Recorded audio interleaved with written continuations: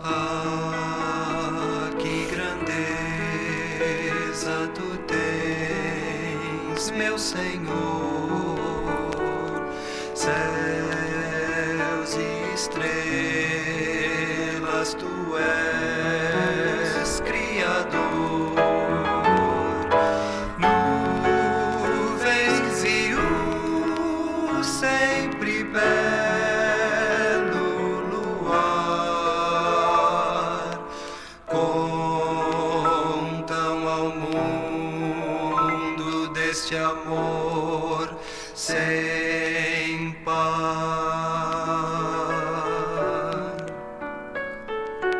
Tua palavra é perfeita e fiel, são teus juízos mais doces que o mel. Ah, quanto anelo em obedecer teus mandamentos e só.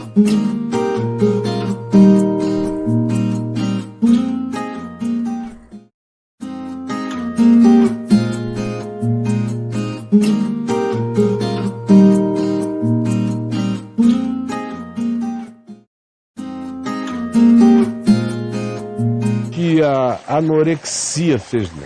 Isso em 93, olha que gatinha. Em 93. Agora, em 2012. Meu amigo. 2012. Tira o som dela, por favor. 2012. Bom dia, pessoal.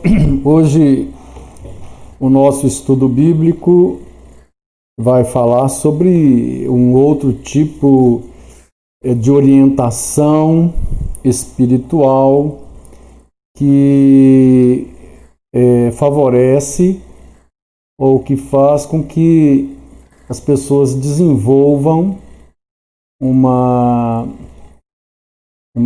tipo de espiritualidade que eu chamo há muito tempo atrás de espiritualidade mosteiro. Espiritualidade mosteiro.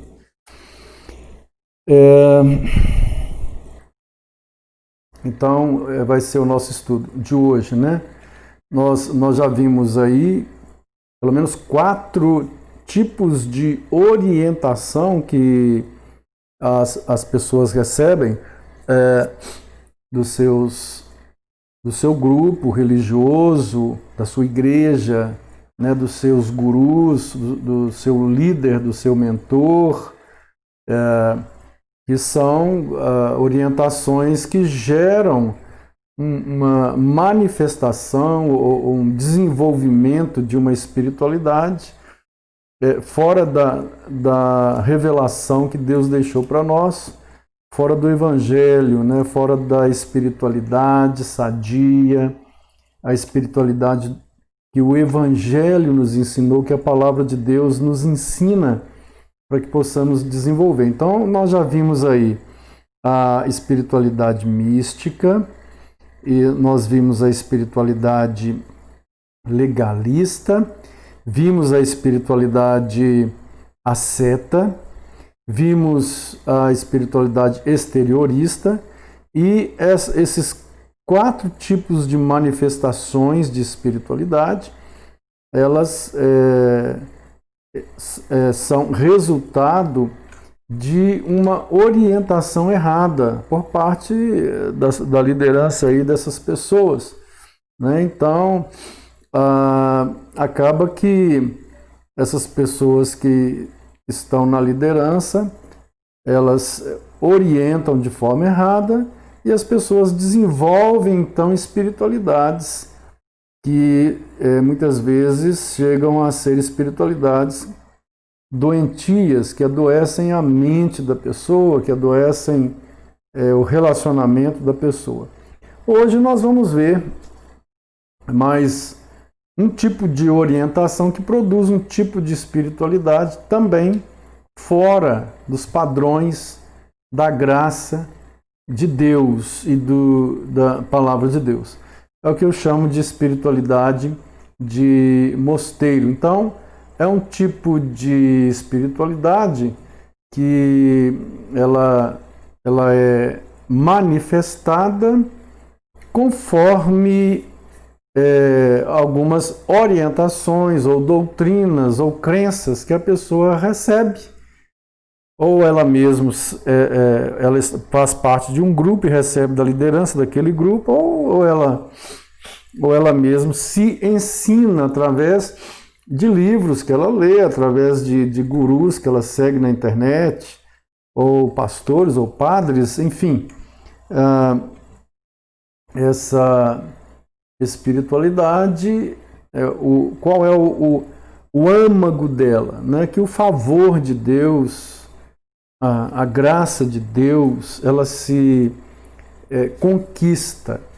Então, a mesma coisa que está por detrás dela está por detrás das outras 4 que nós estudamos, né? É sempre aquela linha que o apóstolo Paulo desenvolve, que os fariseus ensinavam, né? Os líderes religiosos da época de Jesus ensinavam para o povo daquela época aquela linha de que o favor de Deus é conquistado mediante algum tipo de esforço pessoal ou algum tipo de retaliação, de disciplina, de castração, de experiência, enfim. Né? Por detrás de tudo está esse conceito de que o favor de Deus se conquista. Ou numa linguagem bem paulina, né? As pessoas elas querem se colocar debaixo de alguma coisa para conquistarem o favor de Deus. O grande problema de Paulo com os fariseus, com os judeus fariseus da sua época, é que no caso deles, eles se propuseram observar a lei de Moisés para então conquistar o favor de Deus. O caminho do fariseu era esse: observar a lei, e pelo esforço pessoal dele em cumprir a lei, ele conseguiria o favor de Deus. Esse tipo de espiritualidade aqui, mosteiral, de mosteiro, né? Ela também traz esse pressuposto. Aliás, todas as religiões do mundo que estão fora da revelação de Deus, que estão fora daquilo que Deus deixou para nós, que é a sua palavra, todas elas trazem esse princípio. Né? As pessoas ensinam para os seus fiéis, ou seja, a liderança, os sacerdotes, os pastores, os guias, os mentores, ensinam que o favor de Deus se conquista, seja pelo caminho tal, seja pelo esforço tal. E nesse caso aqui, o favor de Deus se conquista pelo isolamento, seja espacial, né, físico, seja social, seja emocional, seja cultural. Então, esse é o âmago desse tipo de desenvolvimento da espiritualidade, segundo esse princípio, né? Segundo esse princípio daí que a gente está vendo. Então, essa espiritualidade ela vai se desenvolver baseada em alguns ensinos que trazem a ideia trazem aquela ideia de que a aceitação de Deus ela vai se dar porque eu me privo de alguma coisa, eu me coloco numa situação de estar sozinho com Ele, eu entro no mosteiro mental, atitudinal de um determinado grupo e eu me isolo de todos, né, que são pecadores e aí então Deus me aceita por causa disso, e quanto mais eu faço isso, mais Deus vai me aceitar. Vamos ver aqui então, trabalhar, veja. Ok, então, esse estilo de espiritualidade traz, né, por detrás aquela lógica que o sacrifício do isolamento, ele conta pontos para mim diante de Deus. Eu vou ganhar mais a graça de Deus quanto mais eu me isolar, quanto mais eu me separar. E é importante notar que essa separação pode ser tanto física como mental, emocional, né? Muitas vezes a pessoa se converte, ela entra para determinados grupos, e esses grupos têm esse tipo de ensinamento por detrás, né? Que é preciso se isolar completamente. Então uma esposa se converte, e o fato dela ter se convertido, e aqui eu estou abordando a questão evangélica, evidentemente, eu não estou entrando em outros ramos de espiritualidades, outros ramos de ensinos, outras religiões. Eu estou aqui trabalhando a questão evangélica. Há muitos casos em que filhos, esposas, maridos se convertem e pronto, acaba o relacionamento social dentro da família. A esposa não sai mais com o marido, ela não vai a uma festa, ela não vai a nenhum tipo de programa que fazia antigamente, estava sempre com o marido, e a igreja tira a esposa do marido, tira os filhos dos pais, né?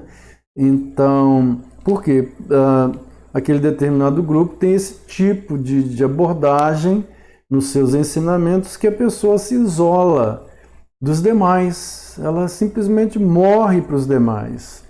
E por mais que isso pareça sadio, que isso pareça bíblico, não é bíblico. Isso é muito mais uma influência dos dois modelos de espiritualidade, de ensino, que geram a espiritualidade mística e a espiritualidade asceta, né? Que vão gerar esse terceiro tipo de espiritualidade aqui que a gente está trabalhando, que é um desdobramento da espiritualidade asceta e da espiritualidade mística, que vão gerar esse tipo de espiritualidade que a pessoa ela vive num mosteiro, seja um mosteiro físico, seja no mosteiro cultural, mental, emocional, enfim, a pessoa acaba entrando em um determinado tipo de mosteiro. Então, é uma forma, né, a pessoa vê que a única forma de santificação que existe é o isolamento. E se isola num grupo, se isola em determinado lugar. É claro que a gente precisa pontuar aqui o seguinte: todos os ensinamentos que geram comportamentos espirituais ou manifestações de espiritualidades têm um fundo de verdade. Nós já vimos isso. Por exemplo, a mística, né? Existe na espiritualidade verdadeira, naquela que é segundo a graça e o conhecimento do Senhor Jesus, a questão mística. Mas fazer da existência um misticismo, aí já sai da verdade. A questão da disciplina, do ascetismo, né? Há uma certa disciplina, sim, na espiritualidade verdadeira. A gente tem que se disciplinar, a gente precisa buscar a Deus, né? A questão da espiritualidade exteriorista, há um certo padrão exterior também na verdadeira espiritualidade. Eu não posso dizer que a verdadeira espiritualidade é no interior e não tem nada a ver com o exterior. Tem. O exterior vai mostrar o que está no interior, não é isso? A verdadeira, essa espiritualidade de hoje, né? A gente já viu então a mística, a exteriorista, a seta e a legalista. Há alguma coisa na verdadeira espiritualidade, sim, que a gente precisa se submeter à lei de Cristo. Então, todos os ensinos que geram as espiritualidades deformadas, doentias, eles têm alguma coisa que faz parte da verdadeira espiritualidade. Mas é alguma coisa. Quando você estuda aquela proposta, aquele paradigma, aquele modelo num todo, você vai ver que realmente não tem como aceitar aquilo, né? Uma mão não faz de um corpo sadio. A mão pode estar sadia, mas o restante do corpo doente. Então, é isso aí que a gente percebe. Então, esse tipo de espiritualidade, todas elas, né, elas têm alguma coisa a ver, algum ponto, né, que a verdadeira espiritualidade também tem, mas quando, como eu disse, acabei de falar, você faz um estudo da totalidade do ensinamento que gera comportamentos espirituais ou manifestações espirituais, que é como se a gente comparasse com o corpo. O fato da mão estar sadia, mas você vai olhar o corpo todo, você descobre que o corpo está doente, né? O corpo está doente, só a mão que está sadia, ou só uma parte do corpo está sadia, não quer dizer que aquilo ali então é algo saudável. Então, alguns pontos em todos esses modelos de espiritualidades, de ensinamentos que geram comportamentos espirituais, alguma coisa está certa, mas o estrago é tão grande no geral que é preciso ser recusado, a gente precisa tomar cuidado com ela. E geralmente, eu repito, há uma lógica por detrás de todas essas espiritualidades, que é a lógica de conquistar o favor de Deus.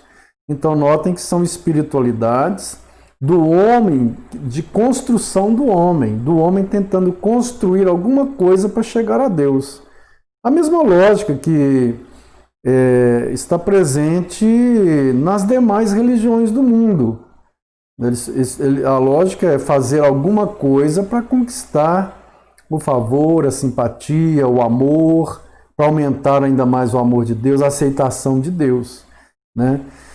Então, essa é a grande questão. Então, a espiritualidade de mosteiro, ela está, eu já disse que ela é filha dos dois modelos já estudados, né? Do ascetismo e do misticismo.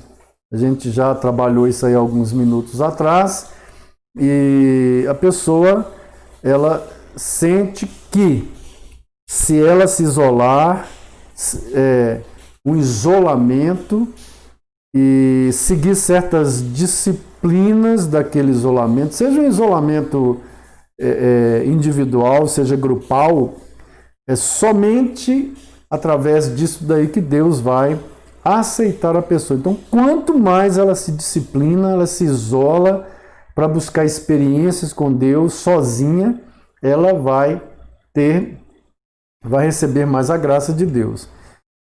Jesus nos ensinou que nós devemos sim nos isolar uma vez ou outra. Ele mesmo se isolava, ele mesmo subia os montes, ficava sozinho em oração. No deserto ele ficou 40 dias, 40 noites, e era comum Jesus se isolar, mas não havia por detrás dessa postura de Jesus qualquer lógica de nos ensinar que nós vamos conquistar o favor de Deus. Ele sim, tudo o que ele fez foi para num pacto de obras, que a gente já estudou isso em algumas palestras aí atrás, que ele cumpriu toda a lei em nosso lugar. Então as retiradas de Jesus eram uma forma de se abastecer, de ter comunhão com Deus, mas não para, seguindo aquela lógica de fazer esse auto-sacrifício para que o amor de Deus aumentasse, o favor de Deus aumentasse, né? E eu vou frisar aqui que esse modelo de espiritualidade tanto pode ser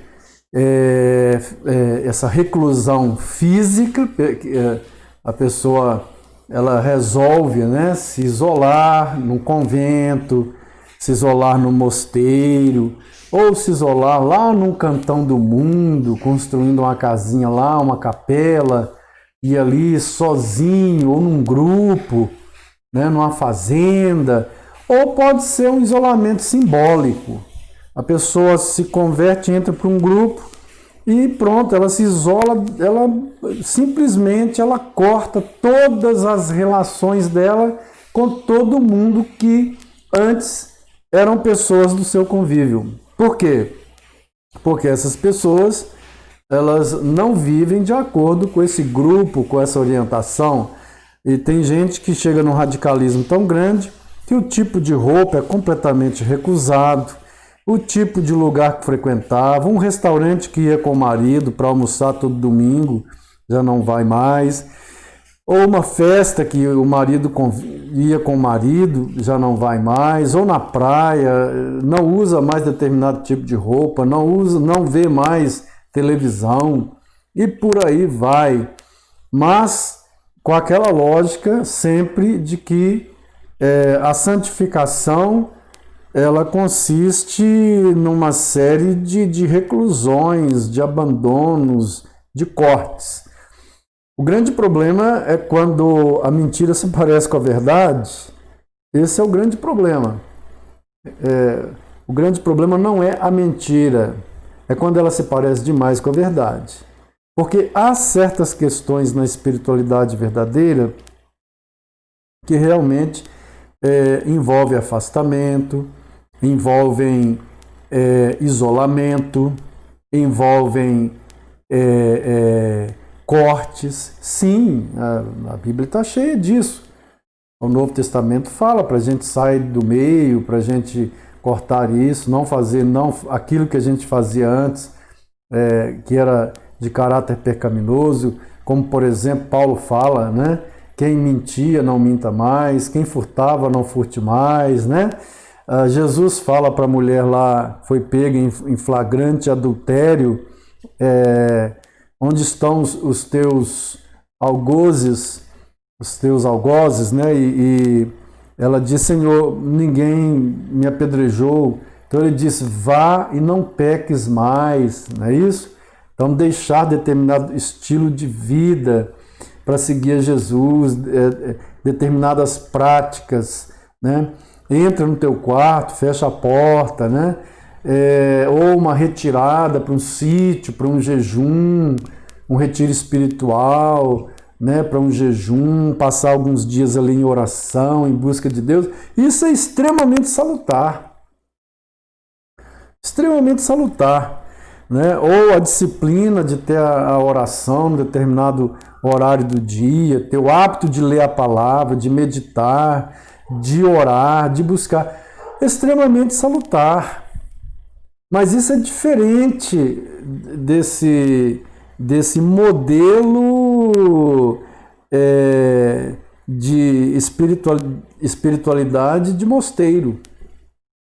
Porque o fato de eu me retirar um retiro espiritual, ou de eu abandonar práticas, ou até algumas pessoas, não significa que eu vou me isolar do mundo, que eu vou me isolar das pessoas, que eu vou cortar todos os relacionamentos, movido por uma lógica de que Deus vai aceitar a minha vida baseado nisso, de que a minha santificação se dá à medida que eu corto relacionamentos com pessoas que não pensam mais, que não pensam como eu.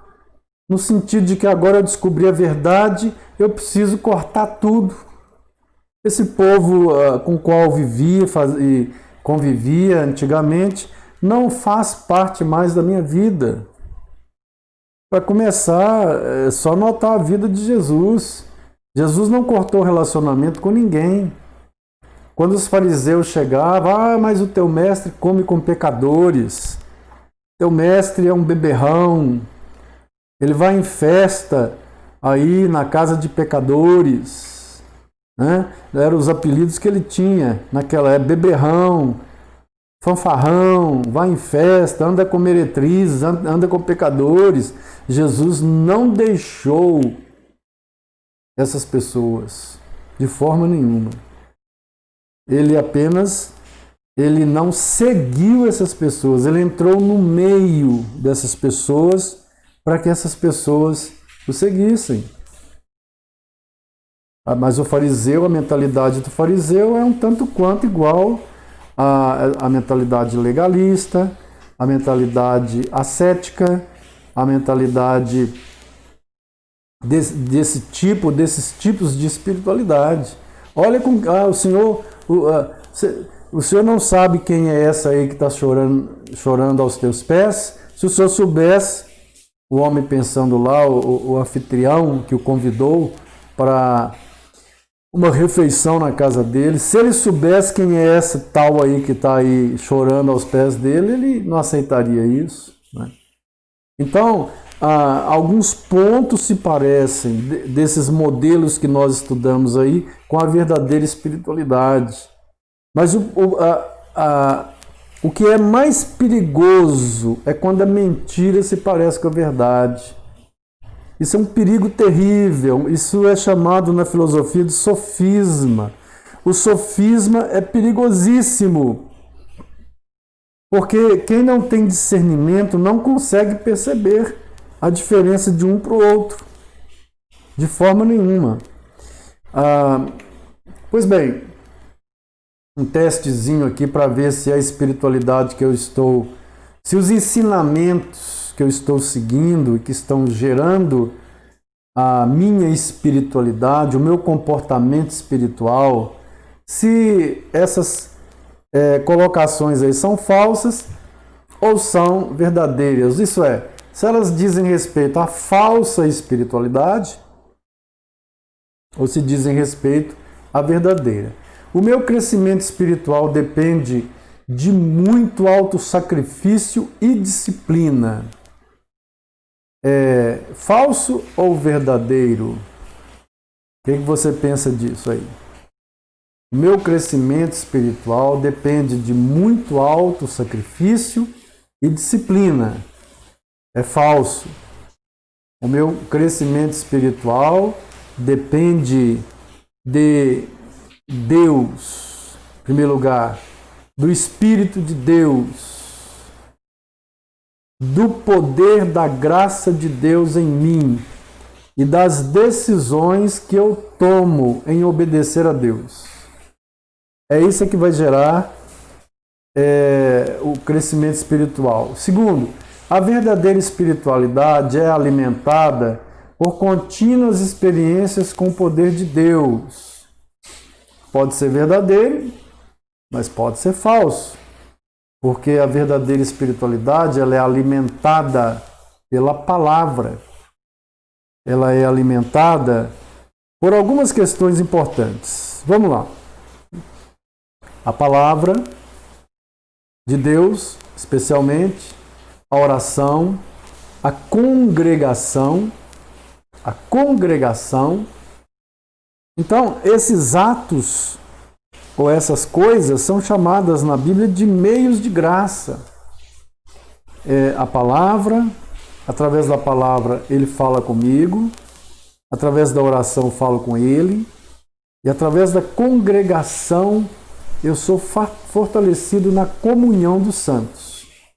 Então, a verdadeira espiritualidade é alimentada por contínuas experiências com o poder de Deus, Isso é mais uma afirmação, um princípio da postura mística. Se não houver experiência, não há crescimento. E a gente sabe que não é por aí. O justo vive pela fé, não é por experiência.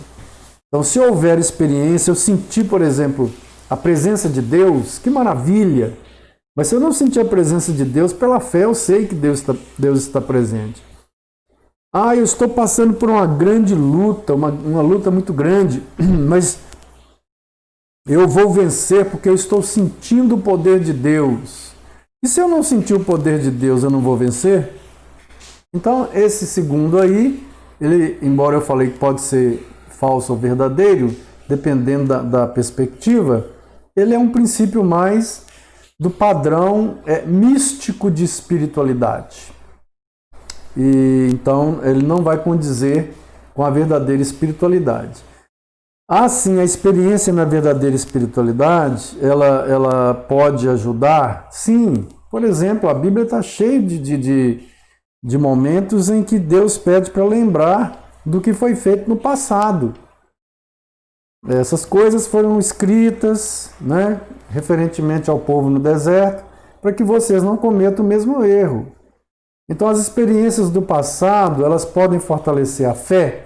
Podem, elas podem. Lembrar como que Deus me abençoou desde o meu nascimento, lembrar como que Deus cuidou de mim, livramentos que Ele deu. Bem, isso pode trazer ânimo e pode sim fortalecer. Agora, depender da experiência para crescer, aí já entra no padrão místico de espiritualidade, que é um padrão que não condiz com a verdadeira espiritualidade. Parece, mas não é. 3. A espiritualidade sadia depende de revelações especiais de Deus que poucos têm. É falso. É falso. A espiritualidade sadia, ela depende da graça de Deus, do conhecimento da palavra de Deus, da fé. Então, eu não preciso de ter revelação para sobreviver, para que a minha espiritualidade esteja crescendo, firme, vibrante. Eu não preciso de revelações. Eu preciso de uma revelação só, que é a palavra. É o meio ordinário de revelação de Deus. Agora, se Deus trouxer alguma revelação sobre alguma circunstância, não sobre doutrina, não um acréscimo à palavra, sobre alguma circunstância, alguma orientação, que bênção! Mas se Ele não trouxer, eu continuo crescendo do mesmo jeito. 4.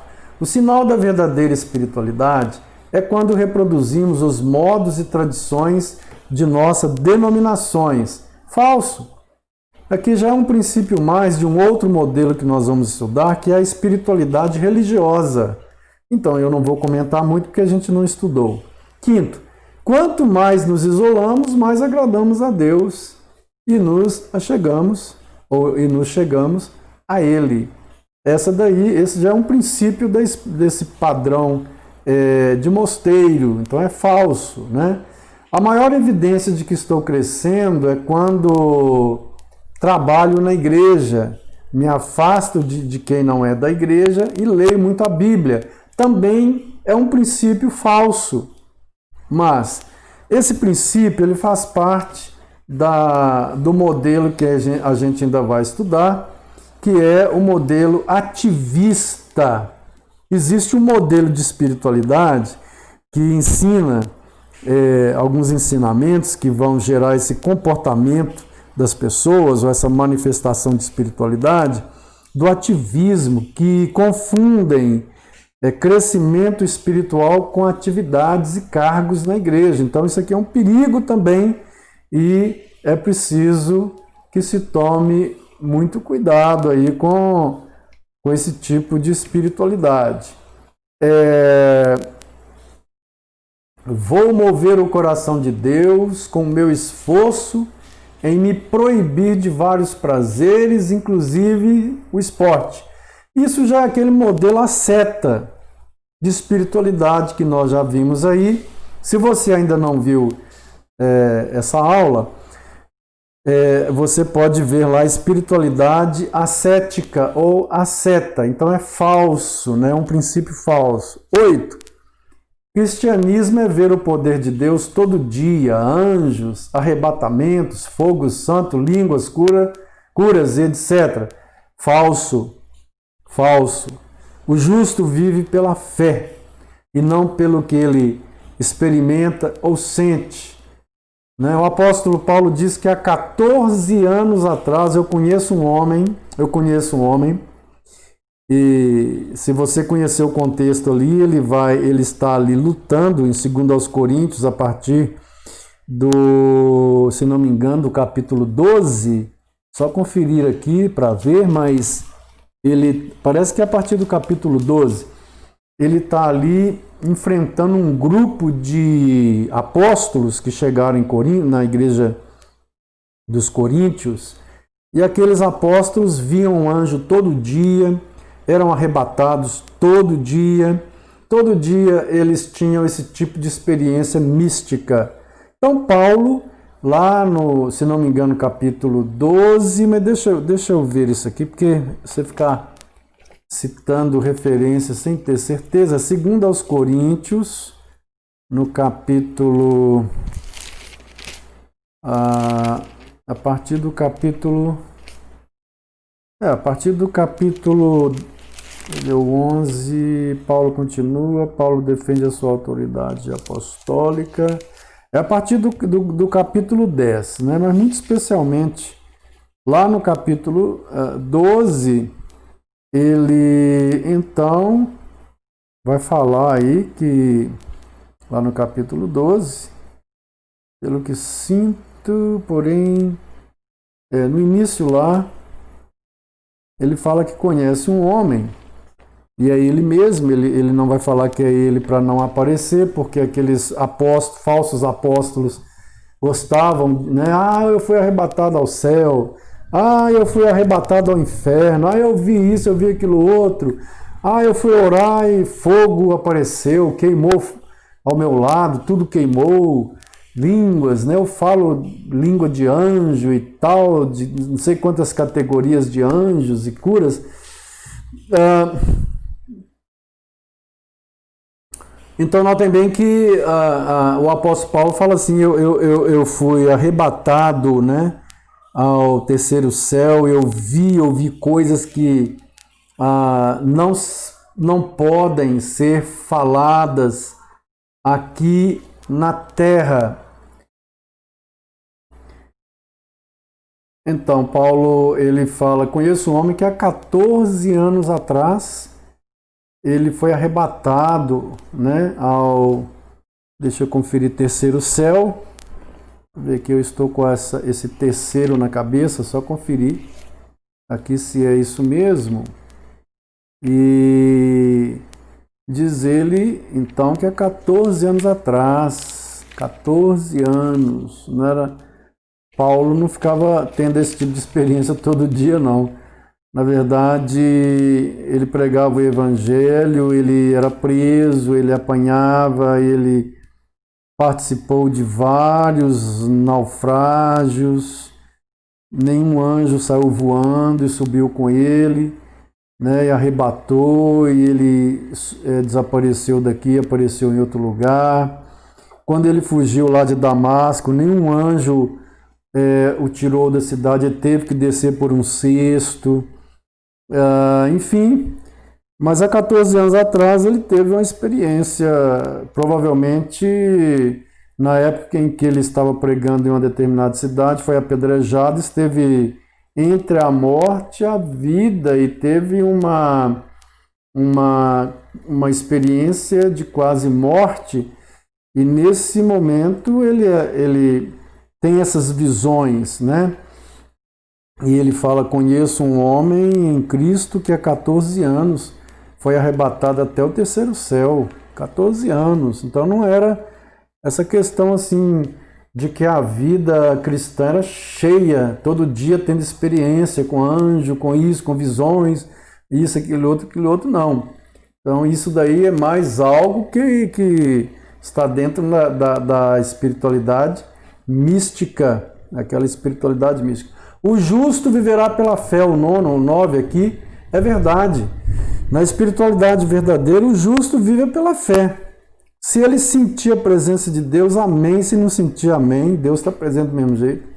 Se ele está passando por tribulações pesadíssimas, sentir o poder de Deus, aparecer um anjo e falar com ele e consolar, falar que Deus está enviando a provisão, se não aparecer, ele não depende de experiência, ele vive pela fé no Filho de Deus, na palavra de Deus, né? O 10, preciso conquistar o coração de Deus. Não, eu nunca vou conquistar o coração de Deus. A graça de Deus, ela vem sobre a minha vida por um preço muito caro que foi pago. Cristo Jesus pagou o preço. Então, se Deus me aceita, Ele me aceita 100% em Cristo. Não vai nem aumentar nem diminuir a aceitação de Deus com respeito à minha pessoa. A verdadeira espiritualidade está baseada nisso. A graça que vem sobre mim, o pacto que nós chamamos de pacto da graça, que vem sobre a minha vida, ele vem tão somente por causa de um pacto, de uma aliança das obras, feita entre o Pai, o Filho e o Espírito Santo, em que o Filho entra como meu fiador. Então, ele vem, ele encarna, ele cumpre a lei ativamente, ele cumpre a lei passivamente, isso é, ele obedece toda a lei no meu lugar, ainda ele leva sobre si a maldição da lei no meu lugar, e a ressurreição dele é o sinal de Deus de que a aliança foi concretizada eternamente. Então eu estou aceito. Mas não é porque eu faço isso, ou deixo de fazer aquilo outro, faço aquilo outro, deixo de fazer aquilo outro, que eu sou aceito. Eu fui plenamente aceito. E agora Deus me vê como perfeito, mas em Cristo. O amor de Deus por mim é em Cristo, é tudo em Cristo. E é por isso que Paulo usa tanto essa expressão em Cristo. É exatamente porque fora de Cristo, Deus é fogo consumidor para mim.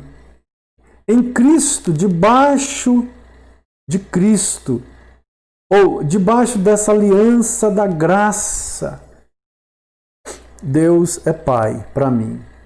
E já me aceitou plenamente. Não pelo que eu faço ou deixei de fazer, mas pelo que Cristo fez em meu lugar. Isso precisa ficar muito claro. Senão eu vou ficar seguindo orientações aí de igrejas evangélicas que vão estar ensinando para mim coisas venenosas, leite venenoso, que eu tenho que fazer isso, eu tenho que recluir, eu tenho que ter experiência, né? Eu tenho que cumprir a lei, eu tenho que o meu exterior tem que ser assim, eu não posso vestir esse tipo de roupa, a minha roupa tem que ser daquele jeito, eu tenho que seguir usos e costumes, etc, etc, etc. Na verdade, todas essas orientações estão baseadas em uma premissa só. É que eu vou chegar a Deus não através do que Cristo fez, mas do que eu faço, né? A 11 ou 11ª, Deus vai me amar mais se eu fizer isso. Está dentro do que eu falei, né? Errado, falso. Estou tão crescido que não posso misturar mais com pessoas pecadoras, legalista, espiritualidade legalista. Não posso mais me misturar com pecadores, né? A espiritualidade aqui é aquela espiritualidade legalista. A 13ª, a minha santidade, o meu amor a Deus me aproximam cada vez mais dele. Um sofisma terrível, terrível. Tá certo? Em Cristo Deus se reconciliou comigo e se aproximou de mim e me recebeu como filho. Então, não fostes vós que me escolhestes, mas eu vos escolhi Então, ele é que vem em Cristo e me recebe plenamente como filho. Então, a premissa aí é um princípio, é uma ideia errada, parece demais com a verdade, mas não é. Não é a verdade. A 14, a nossa vida é um constante confronto entre Deus e o diabo. Aquele tipo de vida que a pessoa só vê guerra espiritual, né? Também é uma ideia perigosa. Muito embora exista guerra espiritual, sim. E eu vou voltar aqui e dizer que todas as instruções que geram comportamentos espirituais e manifestações da espiritualidade humana, todos eles têm pontos que são verdadeiros. Mas nós não podemos seguir aquela orientação porque há muitos pontos que não tem nada a ver com a verdadeira espiritualidade. Jesus disse que nós somos o sal e a luz do mundo. Isso vai frontalmente contra a lógica da espiritualidade de mosteiro. O sal não é para ficar dentro do saleiro. O sal é para ser jogado para fora. A luz, o próprio Senhor Jesus diz, ninguém coloca a luz debaixo de uma caixa, de um alqueire, e coloca debaixo da cama. A luz tem que ficar no alto para iluminar todos. Você não esconde a luz. Você não vai colocar a luz dentro de um mosteiro.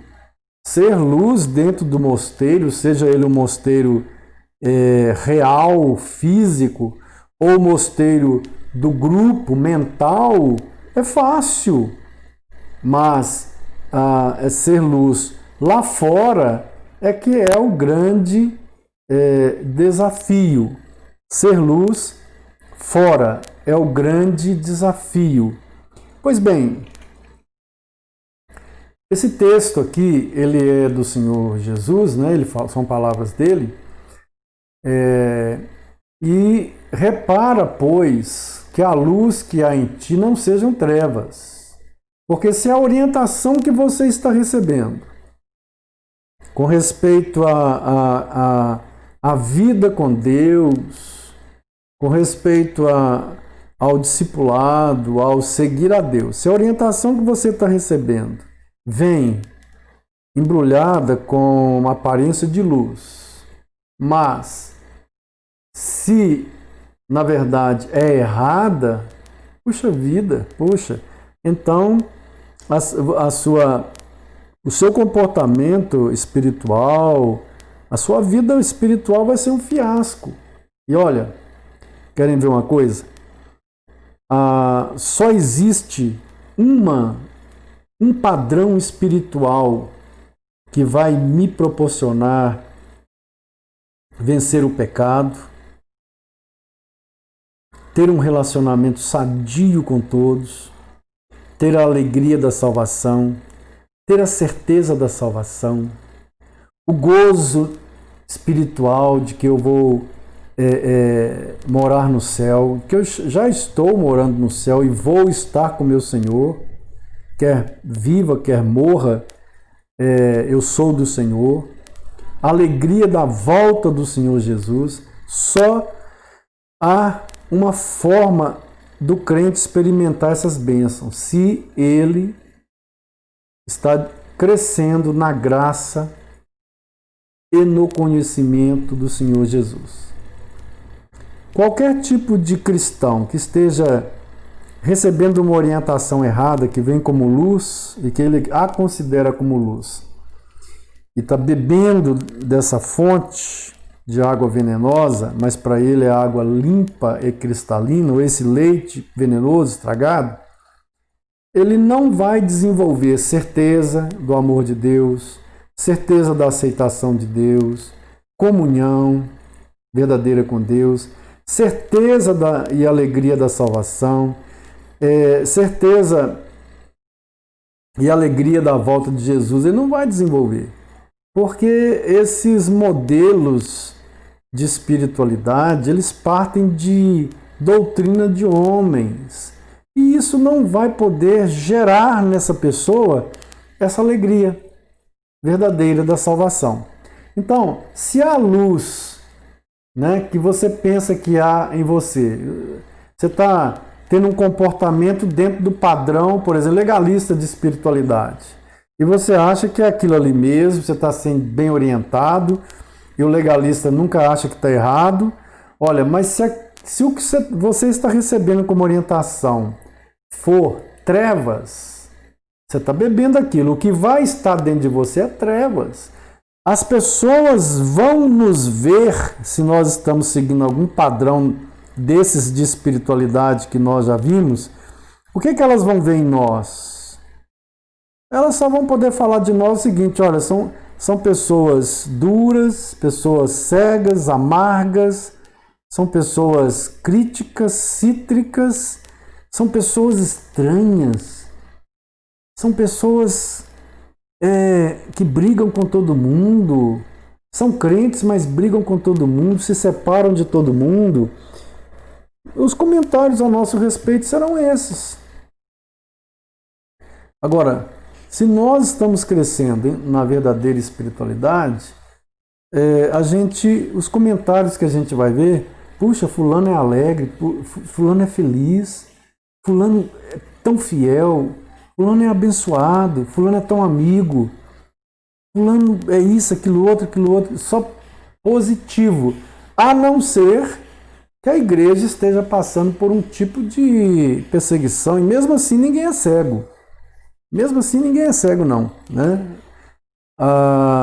Então se a luz que há em ti não for luz mesmo, e você acreditar que é luz, quão grandes trevas, né, você vai ter dentro de si. E a pior coisa que tem é quando nós nos enganamos, nós estamos nos enganando. E eu poderia dizer o seguinte, que a pessoa que está desenvolvendo um tipo de padrão de espiritualidade errado, ele sabe, lá no fundo tem alguma coisa errada, tem algo errado. Eu conheci uma senhora que saiu da nossa igreja, foi para outra igreja, depois foi para outra igreja, e interessante é que era uma mulher que estava assim sempre nos trabalhos da igreja, mas a mamãe dela já estava muito velhinha e precisava de alguém para levar ao médico, e a mãe dessa pessoa morava próxima à sua casa. E um dia, questionada por que ela não levava a mãe ao médico, ela falava o seguinte: olha, eu não posso deixar de ir no trabalho da minha igreja para levá-la no médico. Olha, então de cara a gente já percebe que é uma orientação que recebia do seu grupo. Essa orientação gerava um comportamento espiritual doentio. Porque uma pessoa que deixa de levar uma mãe velhinha num médico para ir, porque tem que estar no trabalho da igreja, ela não está recebendo a orientação de Jesus. Ela não está recebendo o que a Bíblia ensina, o que a palavra ensina. Ela está recebendo orientação errada, que está gerando um tipo de espiritualidade hipócrita. Foi o que Jesus cansou de falar com os fariseus. O fariseu desenvolveu, o farisaísmo era um tipo de espiritualidade que coava o mosquito, mas engoliu o camelo. Que por fora, essa daqui é a legalista, né? Por fora, era uma espiritualidade que Jesus comparava a sepulcro caiado. Por fora, pintado, bonito, mas por dentro, podre. Espiritualidade exteriorista. Então, é preciso tomar muito cuidado com espiritualidades que estão sendo desenvolvidas e nos separam das pessoas, criam corações cítricos julgativos, começamos a julgar as outras pessoas, nos isolamos de todo mundo, ou no mosteiro real, ou no mosteiro simbólico. É preciso tomar muito cuidado com esses tipos de espiritualidade. Então é necessário, quando alguém entra e desenvolve esses tipos de espiritualidades, olha gente, isso é visto na Bíblia como o laço do diabo. Laço do diabo. E olha, para uma pessoa dessa ser liberta e voltar ao pleno conhecimento da verdade, tem que ter muita paciência. Muita paciência com esse tipo de gente. É o que Paulo está falando aí em 2 Timóteo 2, 24 a 26, né? Que é necessário que o servo do Senhor seja apto para instruir, paciente, ensinando com mansidão os que se opõem.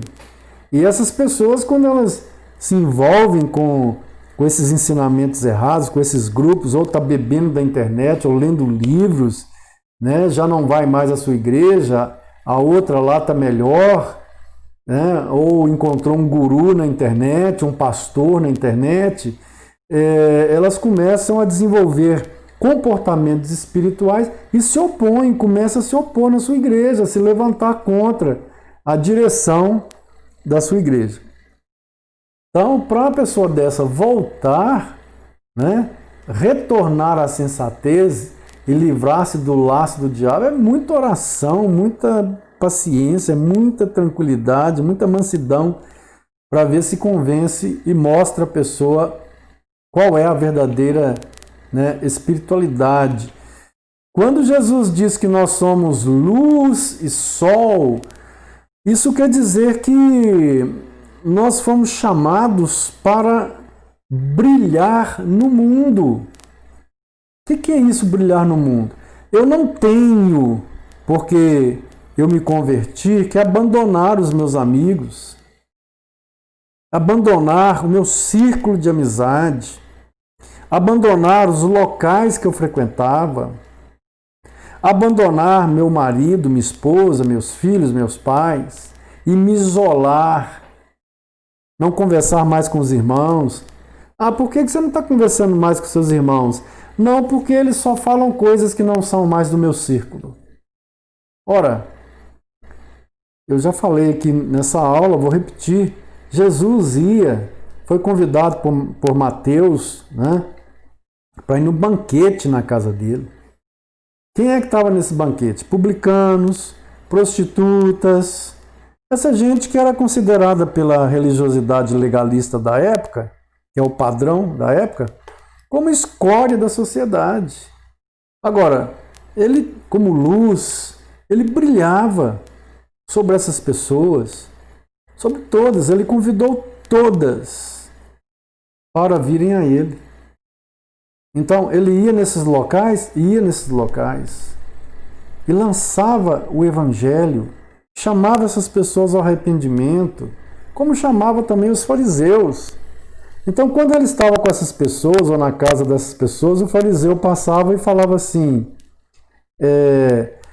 o teu mestre anda com essas pessoas. E Jesus falava assim, que o justo não precisava, o são não precisava de médico, mas o doente.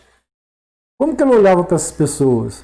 Pessoas que precisavam da graça, da salvação, da transformação, do novo nascimento. Entretanto, o fariseu, que se achava são, que se achava justo, não precisava de Jesus. Por que a prostituta, o publicano, aceitava Jesus, se convertia, e o fariseu não? Porque ele se achava justo, porque ele se achava são. Então ele não precisava da salvação. Quando Jesus disse, vós sois a luz e o sal, é para julgar na massa. Sal é para julgar na massa, para que a massa ela não venha apodrecer. Luz é para brilhar diante de todos. Isso é frontalmente contrário ao princípio dessa espiritualidade de mosteiro. Frontalmente contrário. Luz é para brilhar. Então tem tantas coisas que a gente cria nas igrejas, né? Proibições, noções erradas que a gente vai ensinando, não pode usar isso, não pode ir em tal lugar, não pode ver isso, não pode ver aquilo, não pode conversar com fulano, não... E aí a pessoa vai recebendo aquilo, ele é recém-convertido, ele está naquele grupo, ele está naquela alegria de ter conhecido Jesus, mas o que ele vai recebendo, dependendo da orientação que ele vai recebendo, ele vai desenvolvendo um comportamento e vai manifestando a sua espiritualidade de acordo com os ensinamentos que ele está recebendo lá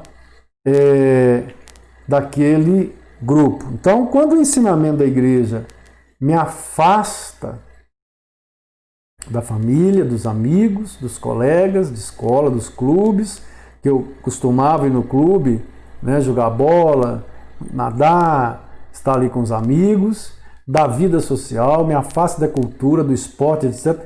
Então, esses ensinamentos estão adoecendo a cabeça e produzindo espiritualidades estranhas que não refletem o Senhor Jesus, mas refletem ensinamentos errôneos que mestres mal preparados estão ensinando por aí afora.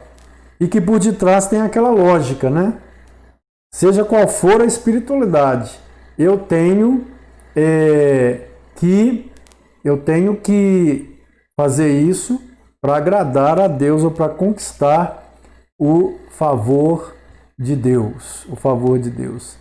Se realmente as igrejas ensinassem qual é a verdadeira espiritualidade, conforme os evangelhos, conforme as cartas do apóstolo Paulo, Pedro, João, Tiago, Judas, nós